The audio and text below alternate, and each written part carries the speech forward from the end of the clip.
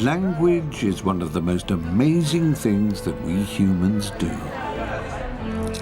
It separates us from the animals, gives us theatre, poetry and songs. It shapes our identity and allows us to express emotions. It makes us laugh. It makes us cry. It allows us to record our histories and imagine our futures. Oh my goodness, this is magical.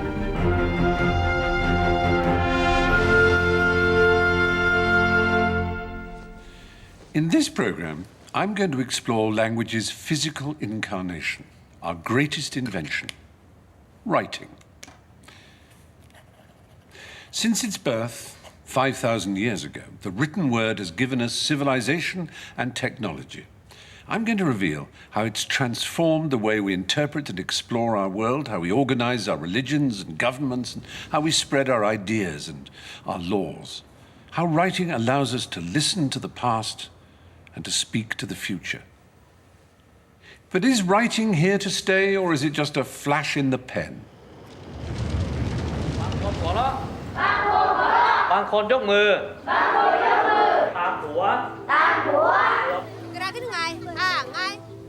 Learning to talk, like learning to walk, is a natural part of growing up. It's something that children the world over do instinctively.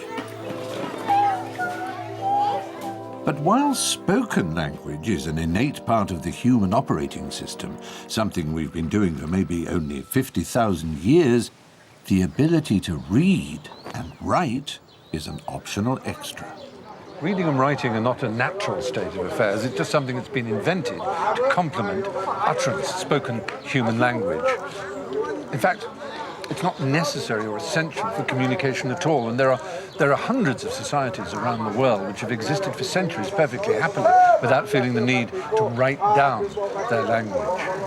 The Aka here in North Thailand is one such.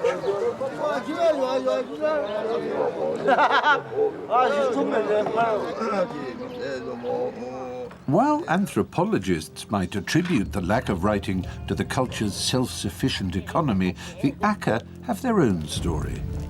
According to myth, they were given writing by the first spirit, Unma, on a buffalo hide. But the Aka don't have a written language now, so what on earth happened? It was written down on buffalo skin. Yes, right. and then take it back home. Yeah. And then wherever they go, they just carry the buffalo skin. Yeah. And then one day they went out and then wet by the rain, hit by the rain. Right. And then they're trying to dry nearby the fire. Yes. And they become nice smell. Oh, right, because meat. They ate it up. So the guardians of the Aka alphabet ate up. Ate up. I see. And Since those days, we don't have right. Since then you rely on your memory. Yes. Yeah. Traditionally, the Aka keep in their heads and pass on verbally all their culture, their myths, stories, and their entire history, all the way back to their founding father, their Adam. And so that's all in your head. How many generations? For my clan in this day, 53 generations up to me. Do you learn songs as well? Yes, I learn. But for my generation, the memory not so good because I learn school system. Right. Everything have to be written down. Yes. Zhou, like the rest of the literate world, now uses writing rather than his brain to remember things. And rather than fight progress, he wants the next generation to learn to read and write so they can preserve their culture on the page. Reading and writing will give them access not just to their past, but to that of the rest of the world.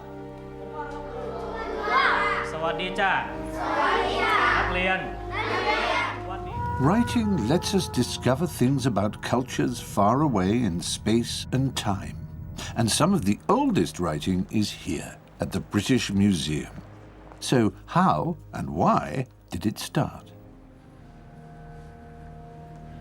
The British Museum has thousands of objects with writing on them, some of them more than 5 millennia old. It's a matter of intense debate amongst the curators of the various departments here as to who has the oldest.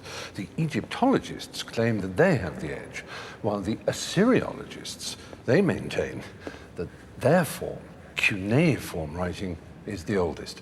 Either way, it seems that writing was not invented for the purposes of writing love poems or novels or prayers, but actually for the rather more mundane purpose of taxation and accountancy.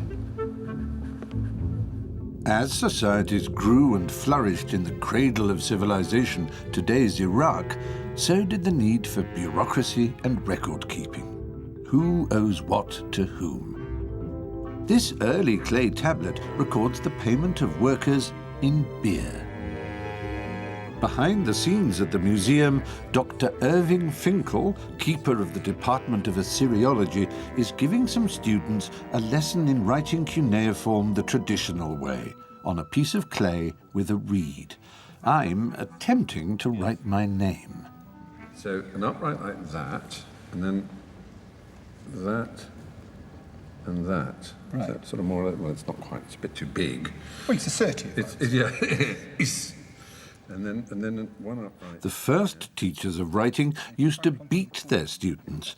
I hope Dr. Finkel doesn't subscribe to such violent methods. Stephen, as you know, cuneiform writing is the oldest form of writing in the history of the world. Yeah. Don't let anybody dissuade you of any other truth. Right. And it began in ancient Iraq. Right. And various remarkable things have to be stressed. Firstly, that the people who invented writing had no idea what was going to be the consequence. They did it for local bureaucratic reasons, Yes. because they had to keep books and accounts and incoming and outgoing goods and so forth like that. That's how it all began. And nobody had a vision of giving writing to the world. That it was going to end up with Shakespeare and Proust and Barbara Cartland. But once it started in the world, it never stopped.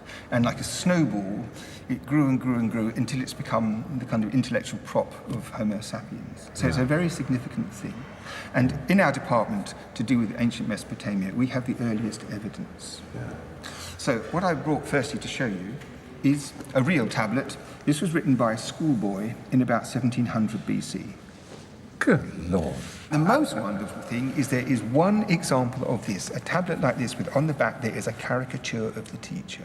And this teacher has a goofy kind of tooth and a stupid expression on his face. And this is clearly a pupil who is fed up to his back teeth with writing. This is his rough book, his exercise book. Yeah, and in my view, there's something really important to be learned, which is the human beings who made these things are absolutely close to us. There are voices singing out of these apparently dead objects. Exactly so. Yeah. The dazzling wonder of the human mind, as we know it today forcefully, in my view, is there to be plucked out of these documents. Of course, cuneiform wasn't just used to write bills and accounts. In no time at all, people started writing poems, love letters, and legends. Written stories like the Epic of Gilgamesh give us a glimpse into a different world, a world where writing itself was a source of power. Writing allowed rulers to lay down the first laws, send secret messages in battles, and write their own versions of events. Only a few highly trained scribes could read and write this complex script, but in doing so, they took humans from prehistoric times into the pages of history. Writing was developed separately and independently all over the world, and by 1200 BC, it was flourishing in India, China, Europe, and Egypt.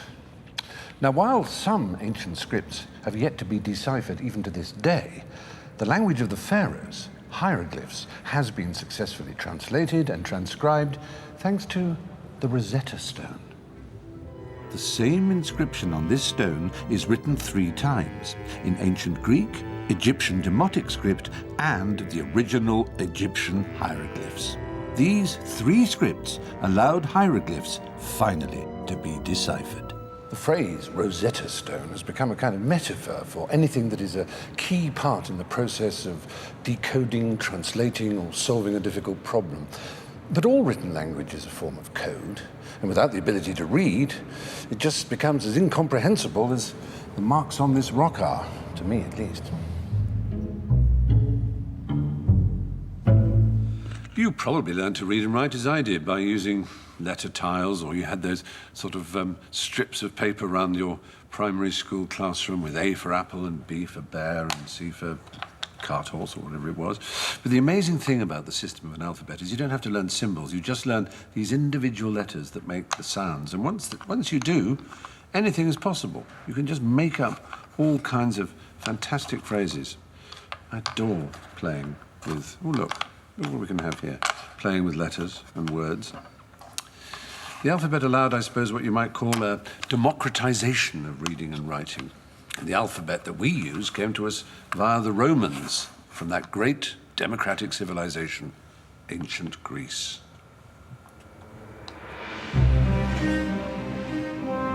The Greeks were famous for epic stories. Homer's Iliad and Odyssey told tales of wars and adventures all around the Mediterranean. But Homer himself didn't write. Some romantically minded scholars have proposed that a brilliant contemporary of Homer invented the alphabet in order to record the poet's oral epics, the Iliad and the Odyssey. Seems unlikely, but Homer himself does give us a clue as to the origins of writing. In the Iliad and the Odyssey, he mentions the Phoenicians, traders who traveled the Mediterranean in ships. The Phoenicians were the great merchants of antiquity, with ports in modern-day Syria, Lebanon, and Israel, and all over the Mediterranean. But they didn't just transport goods. They introduced a whole new way of writing, the alphabet. Theirs was the mother of all alphabets, including our own. You're an extraordinarily accomplished fellow. You don't just dig around in sites, you actually can write Phoenician. So maybe you can show me the alphabet. Absolutely. Give me a sense of how it looks. Shall we have a... Oh, Yeah. You've got a... Yeah, Okay. so just for example, the letter Aleph in Proto-Canaanite or in Canaanite script, it was in the shape of a head of an ox. Sorry for my drawing, but enough. later it was transformed in Phoenician or early Phoenician into something like this, which is the shape, and of course if you transform it in the right direction, you get the alpha or the A or Yes. other languages. In later Phoenician inscription was this this symbol. Sometimes it even have a small iris. So basically it was transformed into the omicron, the little O. Yes. So it would look For the Phoenicians, the more people who could read and write, the better. The alphabet allowed them to communicate and deal more effectively with foreign trading partners. Spreading the word made sound economic sense. The really important point about the Phoenician culture is that being a trading culture, it Yes. wasn't interested in leaving permanent religious memorials in writing. It was more about taking writing around as a way of facilitating the trade that was the basis of Therefore, they got such a bad press because in the Bible they are the bringer of foreign idolatrous cult, the foreign idols, Jezebel, the queen, the Phoenician queen. So these people have never written history, but they got all the bad press from everybody. And the Phoenicians wrote the records, but they don't survive. For all we know, they It's did. very likely. It's Yeah. very likely that much was on papyrus and was lost. Papyrus, like the alphabet, was another Phoenician export. We get our word paper from it. The Greeks gave a collection of papyrus a new name, Biblos, from which we get our word Bible. God in mysterious Sinai's awful cave, to man the wondrous art of writing gave, wrote Blake in his book, Jerusalem. Writing allowed the priests and the rabbis to set in stone their beliefs. Once written, customs became religious laws, and the word of God could not be edited. Writing has allowed one religion, Judaism, to last virtually unchanged for millennia. Behind me is the Western or Wailing Wall, one of the most sacred places in all Judaism. The written word is integral to worship here. Observant Jewish men have strips of paper with words from Deuteronomy and Exodus on them, and these are carried in little boxes here called phylacteries, which they have strapped to their head and to their left arm as they pray. other worshippers write down prayers to God on scraps of paper and push them into the cracks and crevices of the wall behind, and it's forbidden to remove them. Twice a year, the rabbi of the wall takes them and buries them in the Mount of Olives. It's as if the writing itself is sacrosanct and imbued with a special power. And when talking about the power of words in religion, you absolutely cannot ignore Islam. Just behind the Western Wall, yards from it, is the Dome of the Rock, the third holiest site in Sunni Islam. It's covered in writings, in inscriptions from the Islamic holy book, the Quran. And for Islam, the Arabic script is more than just a writing system invented by man, it's a gift from God. In fact, one of the sayings of the Prophet is that the ink of a scholar is holier than the blood of a martyr. Now, it may be that the Arabic script plays second fiddle to Hebrew here in Israel, but on the world stage, it's a very different story. And in fact, Arabic script is second only to our own Roman alphabet for use. The spread of religion and the spread of writing have gone hand in hand. And with writing so fundamental to faith, it's not surprising that people go to such lengths to protect and preserve the written words of their gods. Well, here in Jerusalem, there's the aptly named Shrine of the Book, where some of the most precious religious writings are on display. But even in these special and carefully climate-controlled conditions, some of the older texts are in danger of being lost to us forever.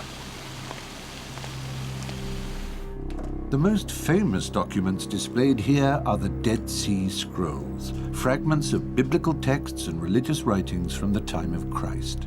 The scrolls lay hidden for nearly 2 millennia until a Bedouin shepherd stumbled upon them in 1946. They are believed to be the discovery of the 20th century. We're talking about a corpus of over 900 manuscripts, comprising all of the books of the Bible. Right. And these are the oldest copies of the Bible that we have, 2,000 years old. Wow. We have These thousands ancient of texts are so fragile that only 4 highly trained researchers from the Israel Antiquities Authority are allowed actually to handle them. did was to spread them.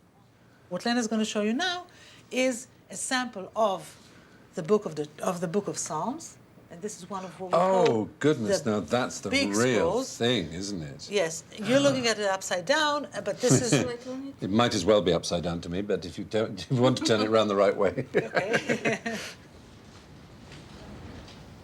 We have about 6 such plates, okay, Yes. 6 such pieces. Again, we keep them as they were found.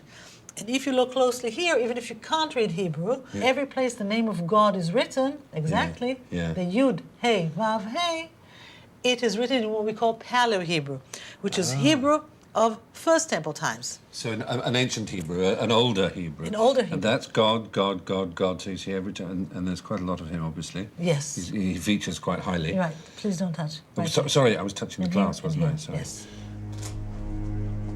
These documents are so precious that even touching the glass is forbidden. And the next scroll is all about rules and regulations. It's the 10 Commandments. This is the only copy that contains all of the 10 Commandments. Oh my goodness! So this is And so- is this the oldest record of the Ten This is Commandments? the oldest record of the 10 Commandments. Lennon, I want to show them to you. Wow! Amazing. Amazing. So that alone of all, it would And be the of most all, it's yes. a priceless Right, document, isn't it? Amazing. And every child or every grown-up will, when you say the 10 Commandments, Is familiar with knows them, exactly. what you're talking about. And breaks And one these of them are- every day. And breaks one of them every day. And these are 2,000 years old. That is extraordinary. Extraordinary. These ancient words are now being protected with space-age technology, spectral imaging. By photographing the scrolls under different wavelengths of light, new sections of the text are made visible. Oh yes. Oh, it's even becoming clear in the dark. Goodness me. Once digitized, all 900 fragments of the scrolls will be made available online to scholars and members of the public. Yes. Fantastic. Now Isn't it let me- wonderful to think that something so old, so I won't say primitive, but at the a kind of dawn of writing and everything, is dependent on our age of the most extraordinary technological advances in order to preserve it. It's rather splendid that old meeting new like that.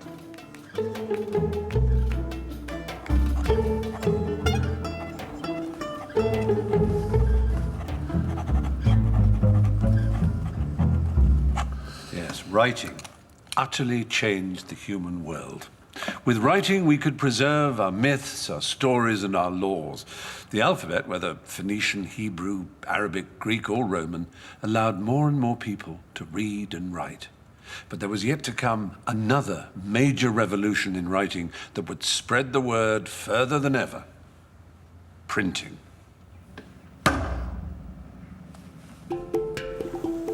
Now, you might think that printing started in Europe in 1450 with Johannes Gutenberg, but this revolutionary technology, like gunpowder, the compass, and papermaking, was invented in China nearly 400 years earlier. Hi, hello. Hello. Hi, I'm Stephen. Stephen Fry. Can you? Yeah, nice to see you. Can you make me one of these chops, one of these with my name? Once carved, block printing is much quicker than handwriting each complex character. But there's a reason why printing didn't take off in China, and that is the sheer volume of characters. Literally thousands of them.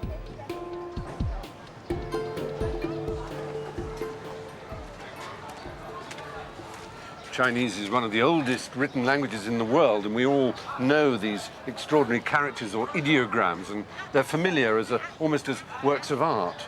To the Chinese, they are the start of a lifelong learning process, because you have to learn each one. Each one has particular meaning. And the key difference between Chinese and almost all the other languages of the world, certainly ours, is that there's no hint as to how you say them. What's that like? Well, look behind me there, you can see the number 60. Now, that doesn't tell you to say 60. If you're English, you say 60. If you're French, you'd say 60. If you're German, you'd say 60, and so on. It's a symbol. Imagine that all the numbers from 0 to 2000 had a separate symbol. You'd have to learn them all, and there's no hint how to say them. Unlike most other writing systems which phonetically use symbols or letters to represent the sounds that make up words, Chinese characters or logograms represent whole words. I'm given a cursory lesson in how to write this complex script by entrepreneur philanthropist extraordinaire Sir David Tang and his calligrapher friend Johnson. Well, pictograms are basically little pictures, Right. and Chinese word is composed of radicals, which are the roots that you use all the time, the small pictures we use all the time to compose words. Right. And for example, this word moon here, it is sort of a stylized picture of the moon. And then this word for brightness is a composite of two radicals, the sun and the moon. So it goes on like that. So now the ones I think I know, I've seen anyway. Is this China? Well, oh, look, I've got one of these brush pens. Wait, I know I'm doing it wrong, but it's basically that. Yeah, that will show you up as a very ill-educated boy. Because the order in which you do the stroke is critical. Whenever people see, my uncle, if he sees me writing a word in the wrong order, he would immediately chastise me and say, "You uneducated boy, don't you know how to write that character?" So the proper way is 1 stroke, 2 stroke, 3, and 4. There is no other way of writing this character. Right. And the strokes are very important because that is the way in which you look up a word. This word is wood. It looks like a tree. And if you add 2 more, that's full of trees. Right. And you yet add 2 more, which makes 5, that's a forest. Brilliant. Traditionally, Chinese children have had to learn the meaning of thousands of different characters. The complexity of Chinese script meant that when the Communist Revolution took place in 1949, less than 20% of the population could read. So, Mao Zedong, the great leader, the scary leader of China for so many years, decided that he would institute a new way of rendering Chinese into a sort of phonetic alphabet, a romanization as it's called.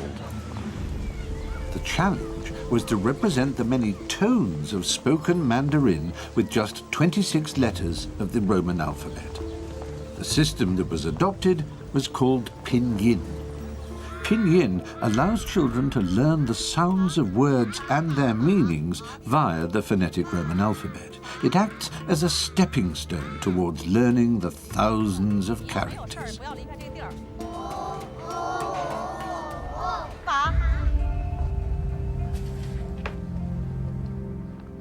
The man who invented pinyin, Zhou Youguang, is now 106 and is hailed as a national treasure, but is incredibly modest about his achievements.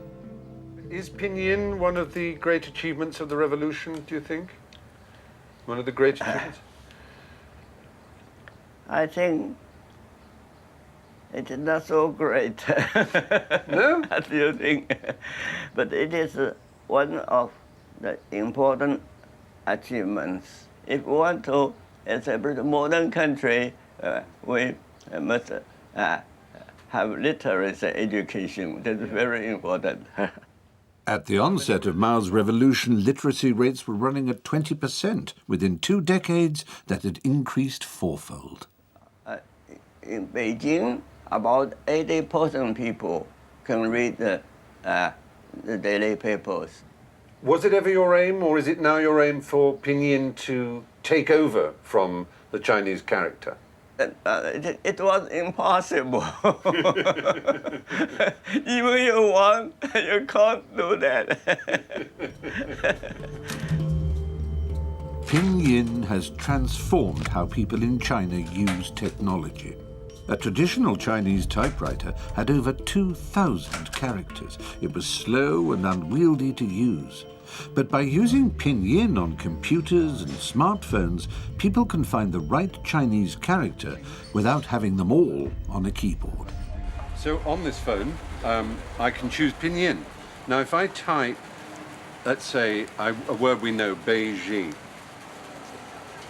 Jing. Or that one there, or that one there, or that one there, that one there. But that's the point. That allows you to use the Roman alphabet to find the characters, otherwise it would be impossible. So it is the simplicity of the alphabet and the ability easily to rearrange letters that gives it its potency as a tool for spreading the word. Johannes Gutenberg's great innovation was to combine the Chinese invention, block printing, with typography, the art and technique of arranging type movably. Movable type freed the written word from the drudgery of hand scribing and allowed it to take flight in printed texts. There's something magical about a bound volume of printed text. I can never forget the moment I first saw a novel that I'd written that had arrived from the printers. I put it on the table and I looked at it and I lowered my eyes to its bevel. I sniffed it, I opened it, I walked and circled it, and I simply couldn't believe that something I had written could end up as that magical thing, bound, printed text, a book. Printing would, after Gutenberg, unleash knowledge and new ways of thinking that would change everything.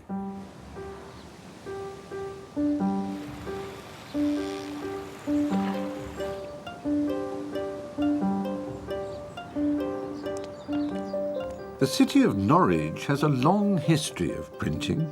It was the first town in Britain to have a provincial newspaper. This ivy-clad, willow-lined stretch of the River Wensum in the shadow of Norwich Cathedral was once, hard to believe as it may be, the centre of a kind of Silicon Valley of Europe, because here was a thriving and prosperous print works, and that was the industry that changed the world. Now all that remains is the John Gerald Printing Museum, run by retired experts from the industry. They're going to help me typeset a poem written by Chaucer, the first English author to be set in print. I believe that England's first great poet, Geoffrey Chaucer, would rather have liked a printing press. He died just around the time that Gutenberg was being born, so he missed the print revolution. But he certainly gave us an indication that he was rather fed up with the sloppiness of those who copied out his works for readers. In fact, in one of his great poems, Troilus and Cressida, in the Envoi, the bit where he sends his book out to the public, he sort of makes a request that it isn't too badly mangled. He says, "For there is so great diversity in English and in writing of our tongue, so pray I God that none miswrite thee, little book. Neither mismeter for default of tongue, and read whereso thou be, or else sung, that thou be understood, God I beseech, but yet to purpose of my rather speech." In other words, he hoped that people would sort of find some way of spelling all the different words, at least in such a manner that it was generally understood by those who were going to listen or read it. And that's what printing allowed. I'm going to print Chaucer's Envoi with the help of typesetter David Skipper. What's the plan? Well, this is the composing case with the characters, capitals and lowercase. Is that why we say uppercase and lowercase? Why you say uppercase and lowercase is that the capitals used to be in the uppercase on the frame, and the small letters used to be in the lowercase, and that is upper and lowercase. So how long did it take for you to train? How old were you when you started? I was 16 when I started. So it was a proper apprenticeship? And I did 5 years, yes. Cool. So you pick the character up, you feel for the space on top, and you put it in the stick. Oh, I see. And for there, we need another E, don't we? Well, I was doing a piece of text that I saw. Oh, it's a Chaucerian spelling, is it? That's Of right, course, yeah. so we don't need another E. And for there, let's have a look what we got here. And for there is so great diversity. It's is so great, and great doesn't have an A in it. No. Oh, you've memorised it. English in the Middle Ages was incredibly diverse. Dialects of different regions had different words for the same thing and different spellings. When Caxton brought the printing press to Britain in 1476, he was faced with a dilemma. He couldn't print all the different arbitrary spellings that were spread around the country. By setting words in print, Caxton started to make the English language more stable. And printed books spread these changes across the country.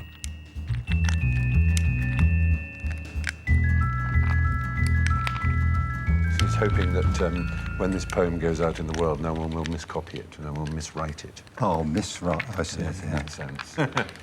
It reminds one of the World Wide Web, really, that in 1993, Tim Berners-Lee creates this new system, the World Wide Web, for linking text across different computers, and then within what seems a heartbeat, there are billions of pages of World Wide Web. So that when things take off, they really do take off, don't they? Yes.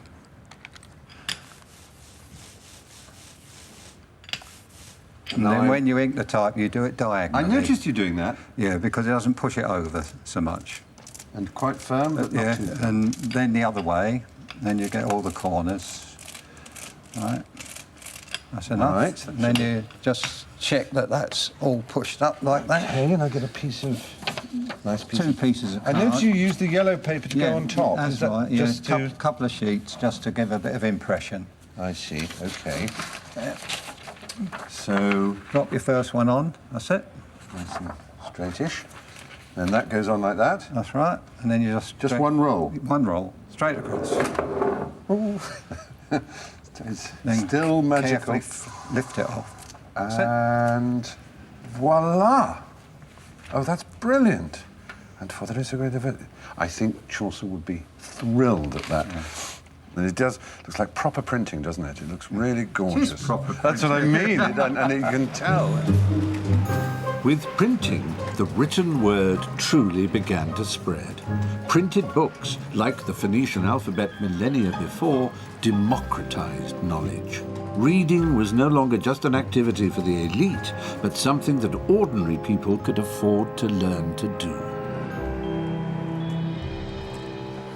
Printing didn't just give rise to greater literacy, it changed people's very attitude towards learning and knowledge. Open inquiry and a questioning of received wisdom greatly increased, and the booksellers of Paris had long been part of a kind of literary underworld, spreading subversive ideas by printed pamphlets, books, leaflets, and newspapers.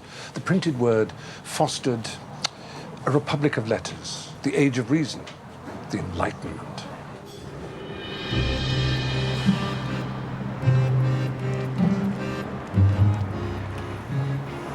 In London, Oxford, Vienna, Edinburgh, Warsaw, and Paris, like-minded thinkers congregated to read, as well as to learn from and debate with each other in taverns or coffee houses. One of the oldest and most famous is the Café Procope. This was the haunt of intellectual giants like Rousseau, Voltaire, Franklin, Jefferson, and Diderot. So it seems like a good place to meet Enlightenment scholar Dr. Kate Tunstall and find out about the book that embodies the Enlightenment project, Diderot's Encyclopedia. It's an encyclopedia, it's an Enlightenment project, so it's covering human knowledge in a rational, ordered way, and presumably the world of man and letters and music and poetry and so on, but also the world of nature and science. Could Diderot, was he a master of those subjects as well? He was a kind of spider at the centre of a web where he was receiving articles from all kinds of people. There were about 140, 150 contributors. And then Diderot receives, we think, all of these articles and produces a whole lot of them himself and needs to coordinate this. It obviously relied on a man with an extraordinary mind, as you say, like a spider in a web. Absolutely, to control all these lines of thought and all these cross-disciplines. Yeah, you can get those things wrong. I mean, whereas on the web, you can alter those things as you go because it hasn't been printed. As soon as it's been printed, if you've forgotten to put the cross-reference in, you're in trouble. Diderot's aim for his encyclopedia was to assemble each and every branch of human knowledge, creating a volume that had the power to change men's common way of thinking. His project was, in a strictly secular way, as ambitious as the Bible had been. So a really extraordinary achievement, and not just a sober, setting in stone of world knowledge, but a kind of mischievous undermining of the previous absolutely. Sort of church, the ecclesiastical world. Should we look something up? Oh, do. Yes, give me some examples. So I want to tell you my favourite article, which is, Aguaxima, natural history, in brackets afterwards, Brazilian plant. That's all this article says about it. I'm quoting. And I wonder who such a description is made for. It can't be for people who live in the country, because they know what Aguaxima is and that it grows in their region. It would be as if you'd said to a Frenchman that pears grow in France. It's not for us either, because what do we care that there's a plant in Brazil called Aguaxima? This article leaves ignorant people just as ignorant as they were before. It teaches us nothing. And so if I have decided to mention this plant, it's just to indulge certain kinds of readers who would rather find nothing of interest in an article of a dictionary, or indeed something perfectly stupid, than not find the word in the dictionary at all. That's the end of it. You imagine late at night and he's had, agave or something, and then he thinks, Aguaxima, why should I bother? But now that I've got the slip of paper that says it's a plant in Brazil, I can't throw it away. I promised to write an encyclopedia. No, but he feels it's a bit stupid just to say plant in Brazil. Exactly. No, that's fabulous insight, isn't it? Very the workings good. of his mind. So the project to describe all human knowledge and all sciences, all crafts in these volumes is an extraordinary project. Yeah. Printing led to an accumulation of knowledge and new ways of thinking. It triggered revolutions in agriculture, industry, and science. And we had more and more books. But what to do with them? The answer was to build more libraries. Almost everything I am, I owe to libraries. When I was a child, There were no great libraries around, certainly nothing like this. But we did have this thing called the mobile library, a van that would come once a fortnight, I think, and I would wait for it like a child waiting for an ice cream van. And I would get on and I would get my supply of books, and they would last me 2 weeks. And then when I was older, I could get to Norwich, the local big city, and I would spend hours and hours and hours there. It's like a will-o'-the-wisp. One book lights another book, which lights another one, which lights another one. I suppose libraries still, for me, have this extraordinary charge. When I get in one, I feel this buzz. It's almost sexual. There's something about the fact that behind all these bound copies, there are voices. There are people murmuring to you, seducing you, dragging you into their world. These are wonderful, magical places. And I suppose if I have a campaign that I'm really behind, it's that of saving our libraries. Because everyone surely has the right to access the voices of the past. Although a Cambridge man, I'm exploring one of the oldest and most impressive libraries in the world, Oxford University's library, the Bodleian. No one, no matter how important, can actually borrow books from this library, and in order to become a reader, I have to pledge an oath. I hereby undertake not to remove from the library or to mark, deface or injure in any way any volume, document or other object belonging to it or in its custody. The oath was intended to protect the 11 million books and countless priceless manuscripts that are housed here. So here is a fantastic transition between manuscript and print. You have handwork for the illumination, and you have print to print the main part of the text, but it's on vellum. And so to Ferdinand of Naples, who may well have felt slightly uneasy about the new technology of print, this would have been much more familiar to him. But these days, the library has another challenge: how to stay relevant in a digital age. While the internet has many mundane uses, from booking holidays to doing our weekly grocery shop, it also has a colossal impact on the way we consume words and knowledge. We can access, almost instantaneously, an enormous repository of information at the mere click of a button or swipe of a finger. What really marks a great library out is how the collections are used, how access is provided, and the kinds of environments, both physical and virtual, that you're able to provide scholars and the whole interested public with access to information. This great archive that we're responsible for, and the whole kind of library world is collectively responsible for, it really needs to be used to be, meaningful.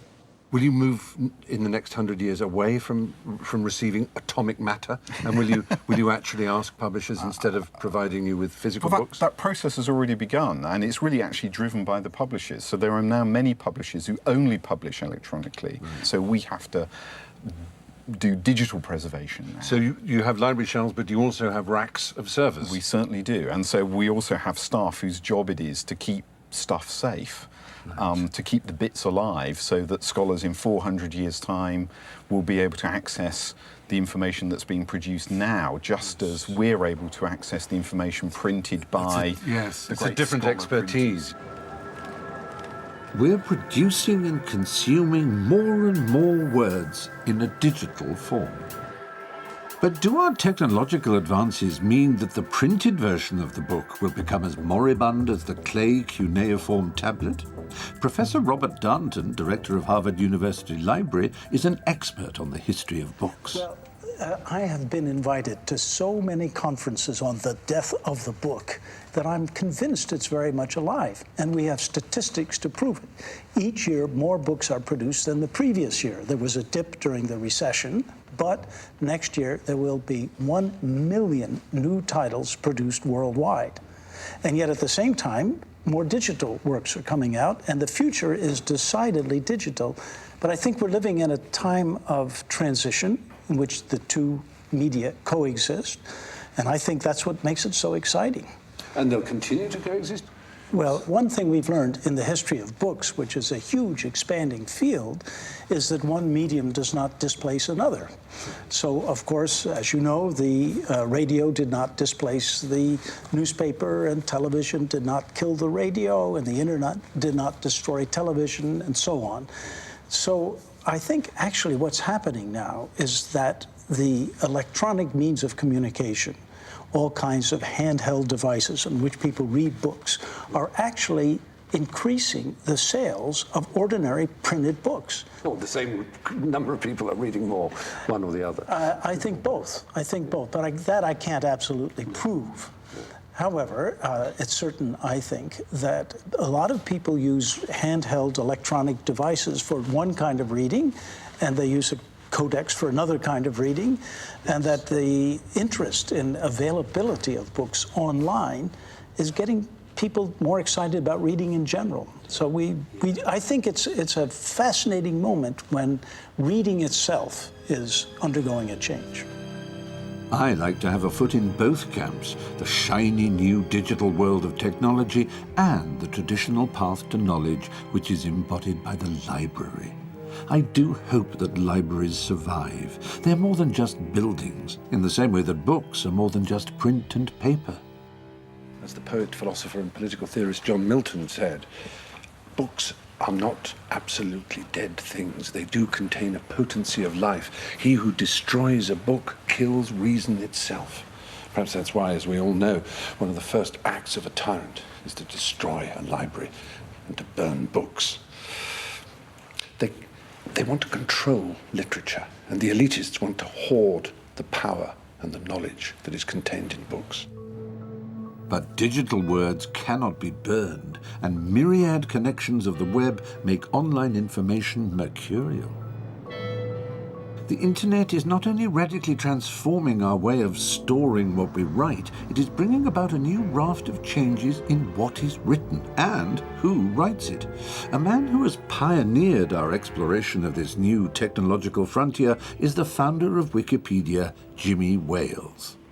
When we look back at the history of the Encyclopedia, Diderot, the French encyclopedists, the basic philosophy of Wikipedia is essentially the same. They had the idea of collecting the world's knowledge and making it more accessible to more people. And they did an amazing job. But one of the problems that the traditional encyclopedia form always had is that, you know, once it's done and you publish it, it's done. And it's really hard to revise, really hard to update. Whereas the next edition of Wikipedia, well, it happened since I started the sentence. One of the reasons Wikipedia can update so quickly is that it's written by the public rather than a select group of editors. That whole process just couldn't exist in the past. You know, it was a one-way medium. A few people wrote and everybody else read. Now everybody's participating in the writing. And I think that you just can't dismiss that as you know, it's one thing to read a book and feel like you understand political philosophy. It's another thing to go out and have a discussion or a debate about it and realize how little you actually knew, how much more deeper and richer your understanding is with other people, you know, discussing things with you. Wikipedia is a part of the long-term Enlightenment trend. It's part of this idea that everyone should have access to knowledge, that the democratization of information is good for the world. One type of search that people do is they just want to know something. You know, you hear on the news in Azerbaijan, and you think, oh, Azerbaijan, I kind of sort of know where that is, and I don't really remember. And you just go and you look it up, and you just go and you say, okay, now I understand what the situation is there, and all those kinds of things. That's a very human impulse, this desire to know things. This democracy of the web can have dramatic results. Knowledge is power, and combined with the widespread use of texting, tweeting, and social media sites, information can no longer be so easily controlled by a ruling elite. It is in the hands of the masses, demos. The flames of the Arab revolutions were fueled, fanned, and organized by writers on the web. The power of the blog is that it can be about everything and by everyone. Yes, politics, food, music, and of course, sex. I'm picking up Dr. Brook Magnanti, who blogged about her experiences as a lady of the night under the nom de plume Belle du Jour. Hello, pop in. Brooks's blogs proved so popular they were published in book form as Belle du Jour. what gave you the idea of blogging, what for most people would be a very secret part of their life? That's joining the sex industry. Well, it seemed quite natural when I started doing something that I couldn't really openly speak with my friends about. And I thought, with some absolutely brilliant, funny things that are happening, I'd love to be able to share it with someone. So it seemed natural to me to start blogging about it. You were being both literary, I think that's what astonished people, and frank about something that was mostly covered up. Do you think if the internet had not invented, you would have written a diary anyway, in the old-fashioned way? Probably. The neat thing about blogs, and one of the things I love, is that they're in reverse order. Yes. So in the past, if you pick up somebody's diary, you start on day one of when they start writing, and they're explaining things, introducing characters and this and that.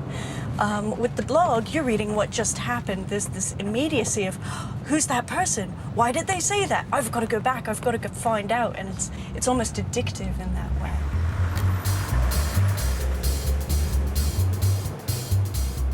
Belle du Jour became so popular that it was adapted for television. It acquired a life of its own and became something more communal and interactive. It's changing all the time. For instance, when I started my blog, commenting was unheard of. Commenting didn't exist. I've never had comments on my blog. I didn't have two-way engagement in the way that social networking really has now. This sort of, direct connection between the writer and the reader, absolutely bypassing all of the gatekeepers, bypassing editors, bypassing critics, bypassing the shops. I was just sort of blindly broadcasting, almost like a little radio station in my bedroom, as it were. Whereas now, I think it's changing. Things are a bit more collaborative, and you can see it evolving. It's just impossible to predict where it's going to go. Whatever happens next is going to be a surprise. Nobody will have called it accurately. Fantastic. Thank you so much. And here we are, ready for your next client. I mean, ready for... I'll pop it up here. Always a pleasure, sir. So we are at an event horizon where publishers could disappear and a whole new way of experiencing writing is in the offing. I asked the author Hanif Qureshi. Is it the same thing to read a digital book as a physical book? Well, I think there'll be new kinds of books made because people will read them on iPads and so on, which means that they can use bits of film, they can use colour, they can use drawings, they can introduce footnotes that go on for pages and pages. So I think the new technology is a fantastic opportunity for new forms, just as the invention of film, Then we had the cinema digital, then we had new forms of pop music and so on. I think that the iPad particularly will generate writers to make new forms of books and new forms of writing that we haven't even thought of yet. For the last 20 years, author Robert Coover has been experimenting with interactive text. Is this the way of the future, or just one of the ways?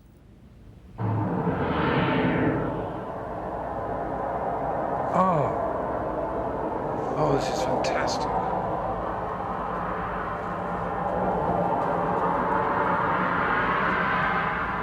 Oh my goodness, indifference, punishment, interruptions.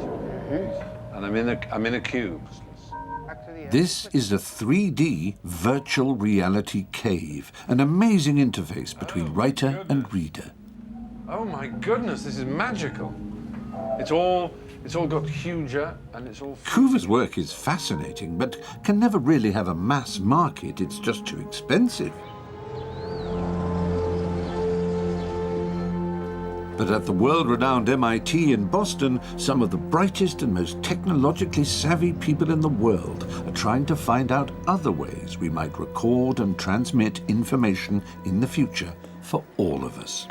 The researchers at the MIT Media Center are also experimenting with new ways of sharing stories. So what we have here is called the Never-Ending Drawing Machine, and it's an ebook, but an ebook of a different sort. It's made out of paper, and not only is the book itself tangible, but also it's possible to incorporate tangible objects into it. So this book is networked, and as we turn the pages, what appears on the page. The idea is that people, even miles apart, could interact via the book, adding their own images and text to create a communal, interactive story. So part of the idea of the project is to make interfaces for creative collaboration that go across boundaries. So one is generational, another one is cultural, another one is, like acquired learning skills, like, for example, I could play this with my grandfather, though he was never trained in computer science or would not know how to turn on a computer, but that wouldn't be. But he can turn a page and he can turn a page and he can press a button. That's really easy. Around, exactly. And he can just have the freedom of using stuff that he finds familiar in his environment. For the researchers here, the key word is interactivity. The person reading the book is also adding content. They're also experimenting with new ways of recording and relaying information. For them, the senses of sight and hearing are just part of the story. A truly immersive method of communication would also involve the sense of touch. We want to build technologies that are not just in our world, but they're also intimate with our own bodies. And they're communicating with us at every millimeter, at every millisecond. Their idea is to record someone's movements, then allow a second person to feel them via the medium of a jacket as a kind of second skin. And as you say, the implications for gaming and a sort of narrative world in which you can participate. Absolutely. Imagine, if you can download your data for your grandson, who, 20, 30, 40 years from now, can actually live through a day of your life. Oh my God. And so you can connect people through space and time and cultures and ages. Stories is what makes us human, and we need to create new containers to tell those stories is what really drives me. And exactly, I suppose it's about it all being human-shaped, not technology-shaped. The technology shapes itself to the human, not the human to the technology. And talking of shaping, I mean, Ken is very slim and properly built, and I'm a great... is it possible to try this on, do you think? We can try it. Shall I have a go? I'd love to, just to get a feel. Let's keep it here. Yeah. And sort of on, isn't it? Yeah, exactly. and so in your hands, if you move your hands, oh yes, you will feel that it's as if I'm pushing you. Yes. And it's not like I'm holding you and moving you. It's just it's very subtle. Yeah, almost more like a magnet being in a magnetic field, isn't it? That slight feeling of... Exactly. All these technologies are ways of recording and transmitting feelings, ideas, and stories. You could say that they're writing, but not as we know it. They're the next generation of communication for a world that is transcending the written word. Even if reading and writing were to disappear tomorrow, I would argue that the changes they have made to us, technological, cultural, intellectual, and in terms of the adaptation of memory and the transmission of history, they would remain. We may have invented reading and writing, but reading and writing have reinvented us. But one thing that has never changed is our eternal love of storytelling, and that predates even reading and writing. And that's what I'm going to be looking at next time. I'm going to introduce you to some of my favorite writers. He has invented our language. He's so ultra-modern. To be or not to be, that is the question. True wit is nature to advantage dressed, what oft was thought, but ne'er so well expressed. And a man hears what he wants to hear and disregards the rest as you go through life and realize people are only hearing a bit of what you say because it's the bit that suits them.